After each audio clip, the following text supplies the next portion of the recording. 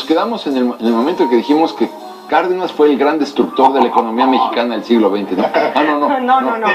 Fue el creador del sistema político que gobernó durante 70 años, menos porque ya era Cárdenas. El padre de la dictadura perfecta. Yo sí me sumo a lo que dice, sale de lo que dice Paco, te voy a decir por qué. Se pasa Escúchame, un montón. ahí te va. Cárdenas moviliza a los campesinos y los unifica en la CNC y a los obreros en la CTM para fregarse a calles. O sea, sí había... Oye, pero me parece un fin de lo más noble, si lo piensas. Ok, pero entre güeyes no hay cornadas. Bueno, depende del güey. Por eso, yo lo que voy es a lo siguiente. Él, claro que manipuló a esos dos sectores importantísimos que luego serían sectores importantísimos del PRI para un fin que era no para el beneficio de las clases. A eso me refiero cuando no hay buenas voluntades. No había buenas voluntades. Yo no estoy tan convencido. Era un fin político y entonces una vez que las armó, corre a calles y sirve para mantener el control y la unidad del partido oficial. ¿De verdad están pensando que Cárdenas es el padre de la dictadura perfecta? Yo creo que sí. Que no lo estamos pensando, lo estamos afirmando, que es muy distinto. A ver, dime si sí o no. Sácame del error. Te saco ahora mismo. ¿Tú crees que Cárdenas fue el que más destituciones de gobernadores dijo? Él es el que desapareció poderes en los estados como nadie. Y cambió al Congreso también. Cambió al Congreso, cambió a los jueces. No le ayudes. No. Entonces, estoy recordando. Y al gabinete. A ver, Cárdenas nombraba a los gobernadores, nombraba a los presidentes de la Corte, a los ministros de la Corte, a los magistrados de la Corte, a los gobernadores. Dejemos a Cárdenas de un lado. Sí, lo dejamos de un lado. Se van pervirtiendo las instituciones hasta convertir al país en una dictadura perfecta, como la llamó Mario Vargas Llosa, ante el horror de todos, y descubriendo que no estaba mintiendo del todo. No, ¿te acuerdas que casi precipitaron su salida del país de inmediato? Y le dijeron, es un gran novelista. No, puso el dedo en la llaga, claro. Entonces yo creo que es importante. Pero ahora, sí, dejándonos llevar ya dentro de la evolución política de México, ahora llegamos a una democracia que me da mucho gusto poderlo decir. Es una democracia imperfecta. Hay que trabajar mucho para el perfeccionamiento. Creo que nunca llegaremos al perfeccionamiento. Creo que nadie va a llegar al perfeccionamiento. Pero bueno, finalmente tenemos, y se demostró en las elecciones recientes del... ¿Qué fue? 5 de julio. 5 de julio. Junio. 12 gobernaturas en juego y la Asamblea Constituyente del Distrito Federal. Y perdió el PRI 7.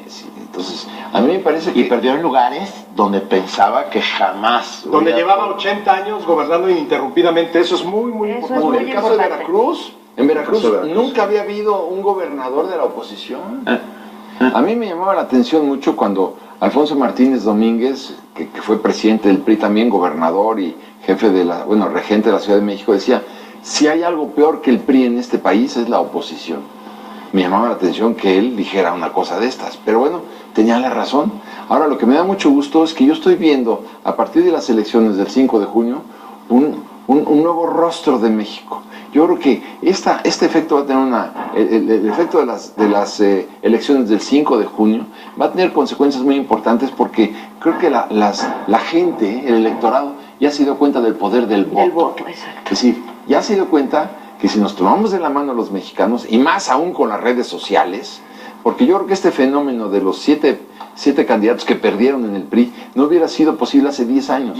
¿Por qué? Porque la gente se entera por un periódico o por otro que un gobernador robó o cometió peculado. Ahora no, ahora hay 60 millones de celulares en el país y la gente se comunica por el celular. Hay una cohesión social, electrónica, muchísimo más importante que antes. Y esto es un resultado para mí muy claro de las elecciones del 5 de junio. 7 de 12, gana el PAN, en algunos casos con unas alianzas que todavía... Extrañísimas. Son unos híbridos Frankenstein espantosos. Híbridos Frankenstein que algunos las justifican. A mí me cuesta mucho trabajo ver dos ideologías, entre comillas, absolutamente opuestas. ¿Qué sería? Por eso puse las enormes comillas, ¿no? Yendo juntos por un... y en cambio, hay algunos casos que me da, no hablo de las alianzas, sino casos específicos que me dan un montón de gusto. Me dio un montón de gusto que ganara Javier Corral en Chihuahua. Me parece el menos panista de los panistas. Claro, me parece un tipo inteligente y me parece alguien que va a hacer cosas importantes para la consolidación de la democracia en su Pero en estado. Chihuahua hace falta que les pasen la mano por el hombro. Ahora, yo creo que hay como que ser muy cuidadosos también con el triunfalismo excesivo. Creo que las elecciones demostraron que sí vale el voto, porque eso es algo que yo he venido escuchando desde hace mucho tiempo, de que no, que otra vez la democracia no sirve, que para qué voto. Y claro que sirve. Sí recuperamos el valor del voto como ciudadanos desde el 97. Con todos los bemoles que quieras, que si cambió del IFE hacia el INE, que si gastan mucho, que si los partidos, al final el ciudadano sí se manifiesta y su voto cuenta. Y le cree a las instituciones. Sí, claro, si no, no estaría yendo a votar. Así es. A mí me parece que eso es muy valioso. Ahora, el problema que viene es que el PAN no ganó por su preclaro programa. A este fue un voto de castigo. Claro. Y va a llegar el 18 y vamos a tener que elegir un presidente. Y el problema es que como está configurado todo, yo ahorita no veo así a alguien, yo en este momento no sabría por quién votar. Bueno, sé que por el que nunca jamás votaría sería por el PRI. Eso primero muerto. Es más, ni ¿Y muerto. por López Obrador, sí? No. No, está muy claro que no. A ver, te voy a decir por qué. A ver, No te voy a decir. sí, por supuesto. A ver, no, con este argumento que te voy a dar, a ver si sostienes todavía tu punto de vista. Yo tenía mucha preocupación en las elecciones del 5 de junio de que ganaran los candidatos de Morena en Zacatecas y en Veracruz. ¿Por qué mi preocupación? ¿Por qué? Porque había trabado una alianza perversa López Obrador con la Coordinadora Nacional de Maestros. Y entonces yo dije, si la Coordinadora Nacional de Maestros es la que va a educar a los zacatecanos y a los veracruzanos, gente que se negó a la capacitación, gente que se negó a la reforma educativa, no quiero eso para Zacatecas, ni lo quiero para... Es mucho mejor a los discípulos de Elba Ester Gordillo que sean los que eduquen a este país. No, es que cuando te pones a plantearlo de esa manera, a ver, es que si te lo planteas de esa manera, Discúlpame, pero a mí el CENTE y la CENTE ahorita son lo mismo. Ya son lo mismo. Son parte de esa podredumbre sindicalista que abusó del poder, que se hizo rico a expensas, que manejó dinero. O sea, yo ya no veo pureza en los sindicatos ahorita, no. Están prostituidos los sindicatos. Pero tiene una exoneración el Sindicato Nacional de Trabajadores de la Educación. ¿Cuál? Que no se negaron a la capacitación. Hablemos un día de la reforma educativa y pongámoslo sobre la mesa para terminar con las democracias y las dictaduras. O sea que no quieres entrar al tema.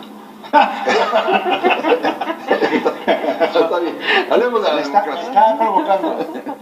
Regresemos al punto, independientemente de cómo se configuró ahora las elecciones. Yo sí creo que, insisto, lo importante fue que demostramos la gente que votó que sí, el voto sí vale. No es el voto de 1970, ni el del 68, ni el del 52. ¿Ni el del 88? No, es el que viene del 97 para acá, donde por primera vez podemos decir que en México existe el sufragio efectivo. Ahora, qué bueno. Con compra de votos, que también es una... Pero es marginal.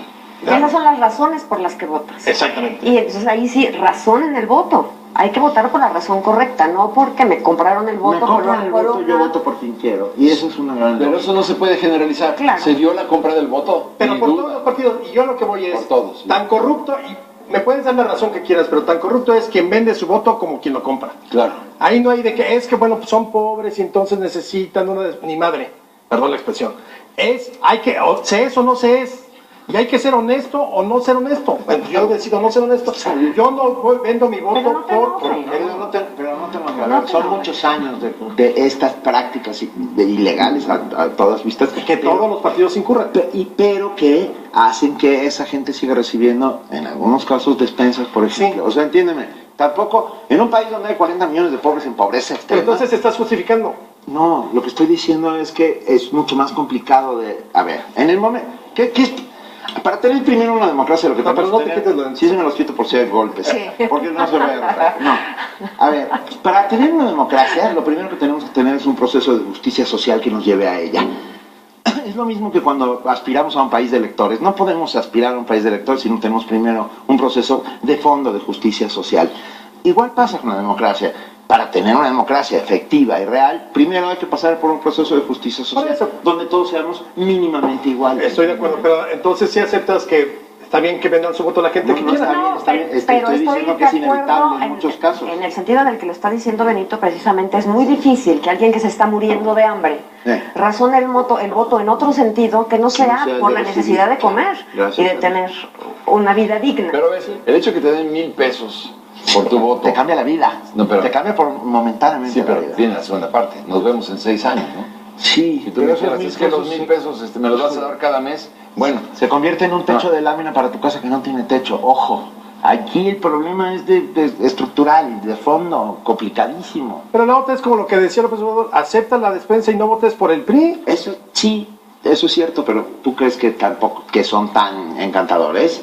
De toma, y luego van a la casilla y dicen, oye, nadie votó por nosotros. ¿Me explico? Yo creo que sí. Pero bueno, pero por eso estamos hablando de la democracia imperfecta. Sí, es imperfecta. Porque, bueno, por eso estamos hablando de eso, porque sí, que faltan detalles o... Muchos, bueno, pues está muy bien, sí, no es perfecta, pero vamos muy bien. Ahora, a mí lo que más me gusta, número uno, es que las redes sociales jugaron un papel muy importante en las elecciones del 5 de junio, porque los mexicanos estábamos comunicados como nunca. Pero para los mexicanos que generalmente votan, Sandra lo decía al principio del programa, yo creo que hay un sector ahí que sí se manifiesta y renuncia el presidente y el gobierno corrupto, pero que no vaya a votar. Tienes razón. Yo creo que sí han servido las redes para estar más informado y seguir el escándalo de Duarte en Veracruz, el escándalo de Duarte en Chihuahua, el escándalo de Moreira, pero eso todavía no se ha reflejado que la gente que está en redes sociales vaya a expresar. No creo. Yo creo que en esta última elección del 5 de junio, las redes sociales jugaron un papel determinante que habría que medir, Claro, pero oye, que de 7... A ver, ¿quiénes leen los periódicos en este país? Muy poquitos. La convicción electoral de esto vino a partir de las redes sociales. No sé, porque igual como pasó, no lo puedo las medir. redes sociales estuvieron muy calientes, muy ardientes cuando la elección del 2012 y ganó Peña Nieto. Bueno. O sea, toda la gente que supuestamente en redes sociales incendiaba el país y el 132 y las marchas anti Peña Nieto, al final ganó con 4 millones de votos de diferencia.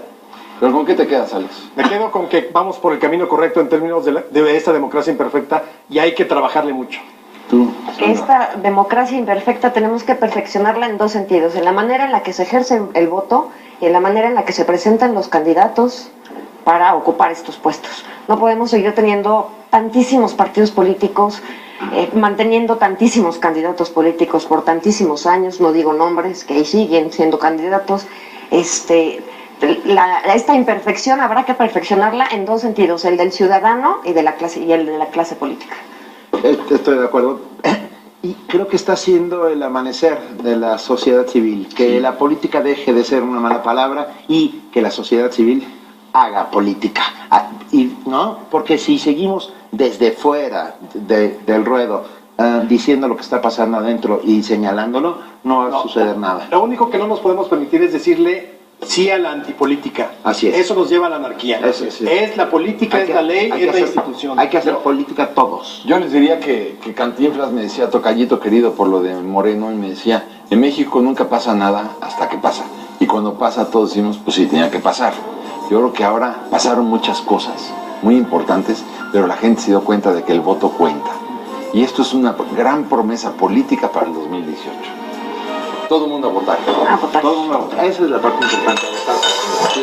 Hasta el 2018, bueno.